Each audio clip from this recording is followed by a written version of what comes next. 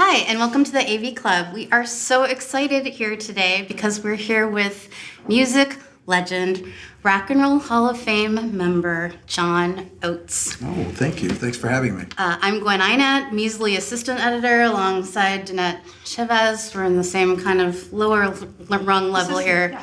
To talk to John Oates. Thank you so much for coming to the AV Club today. This is great. I'm glad to be here. You're here because you're on a book tour promoting. You're an author. I'm an author. How about that, huh? Pretty amazing.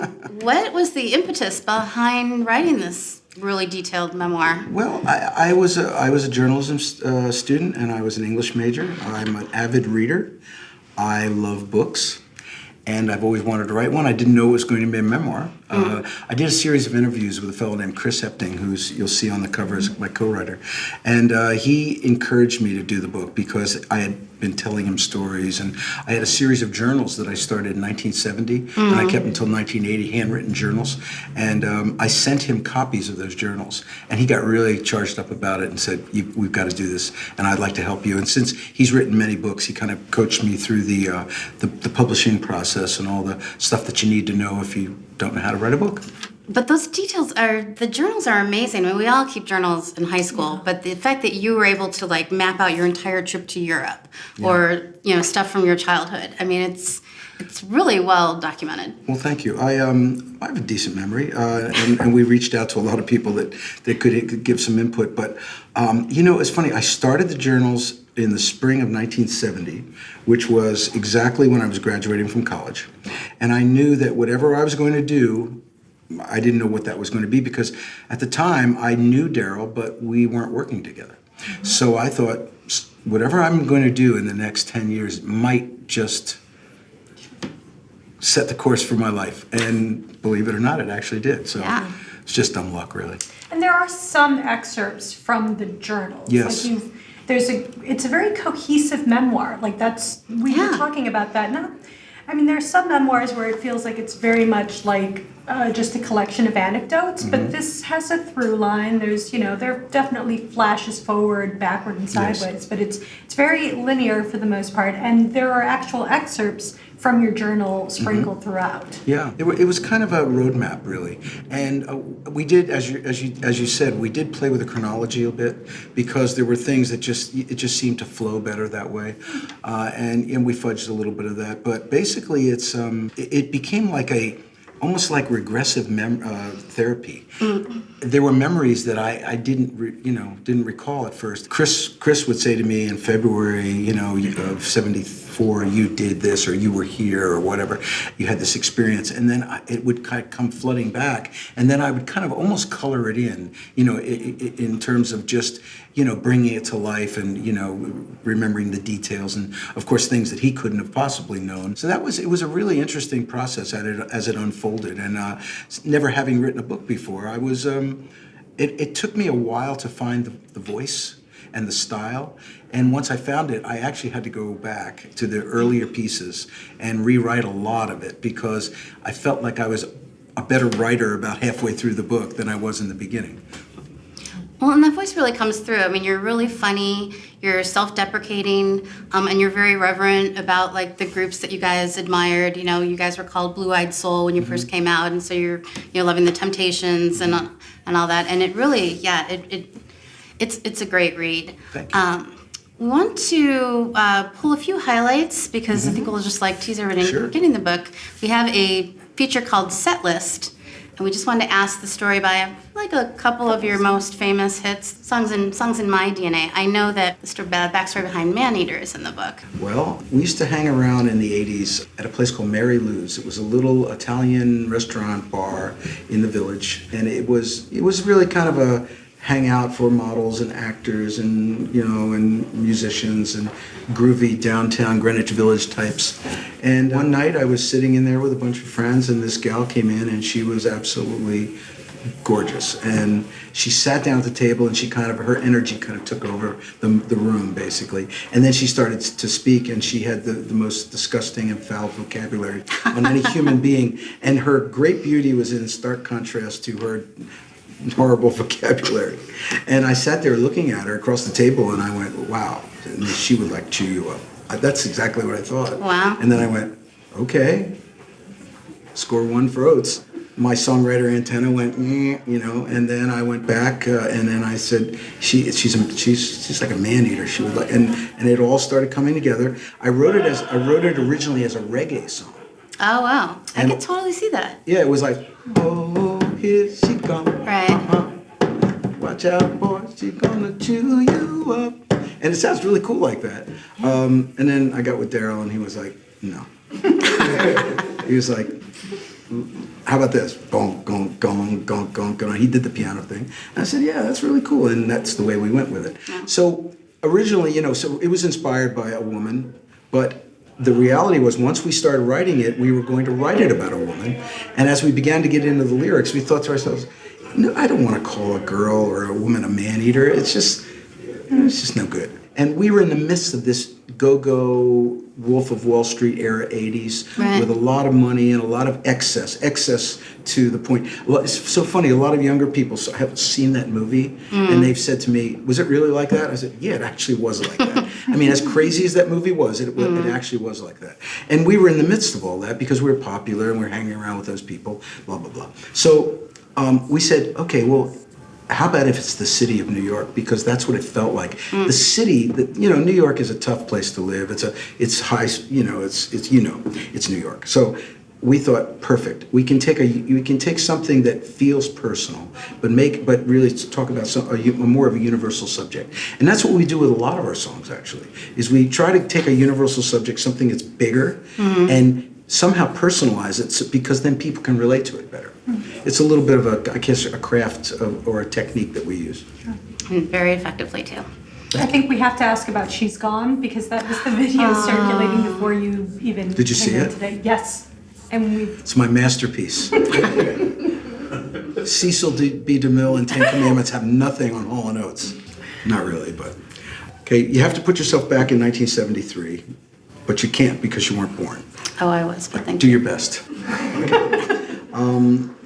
The only way you could promote a record in those days was to go on TV and lip sync it, meaning you just pretended to sing.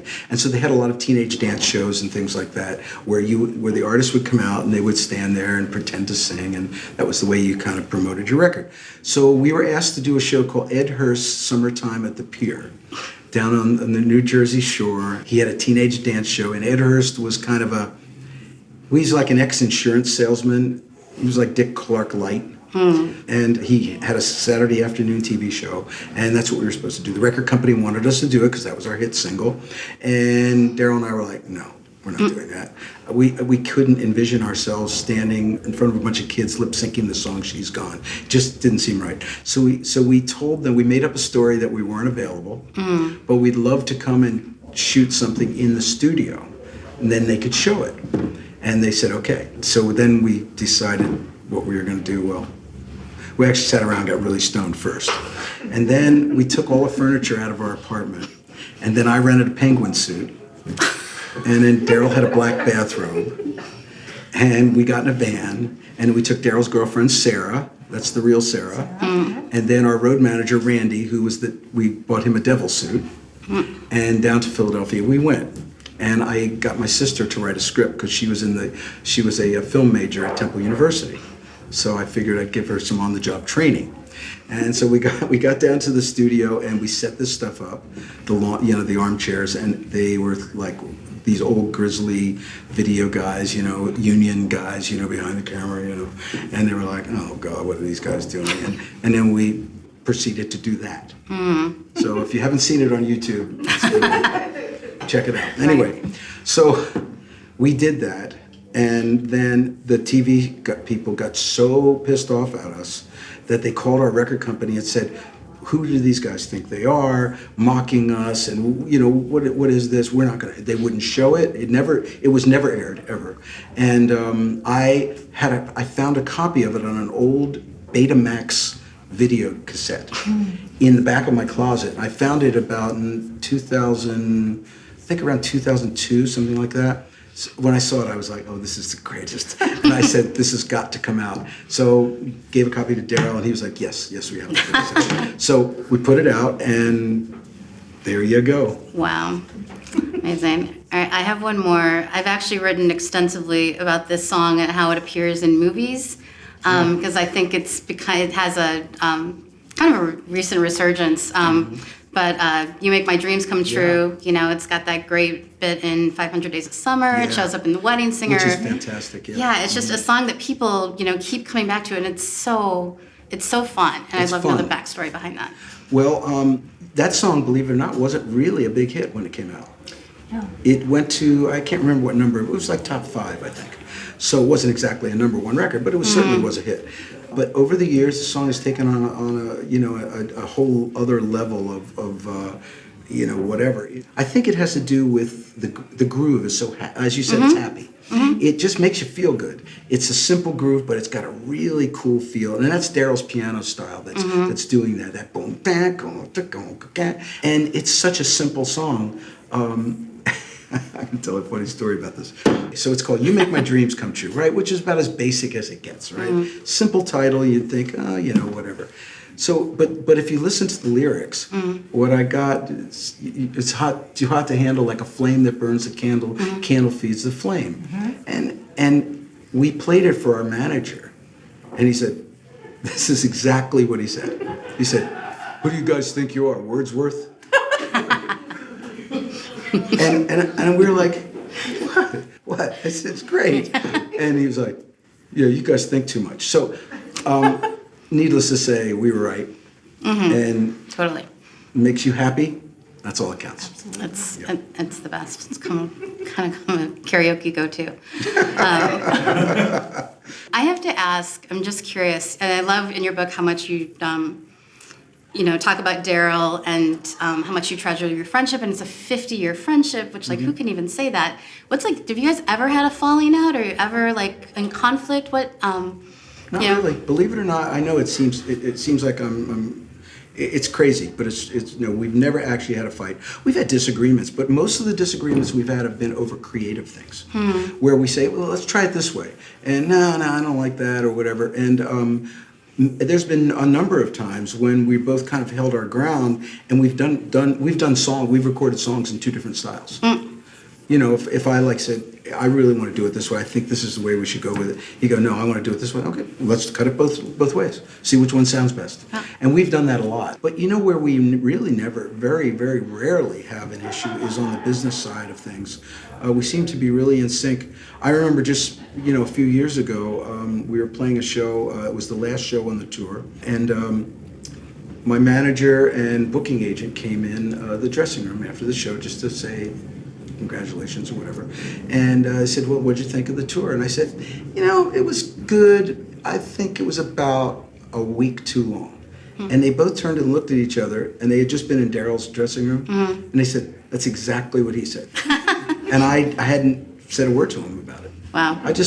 Something about it felt like a week too long, and they laughed, and you know, and it happens all the time. I'll call my manager about something, and he said, yeah, I spoke to Daryl. He said the same thing. I said, okay. But the thing is, we grew up together. Right. We've known each other since we've been 17. And so we experienced our entire adult life, you know, the ups and the downs, the success, the failures, the struggles, whatever it might be. And I know his family, you know, it's my family. So it's kind of like having a brother, really. Yeah.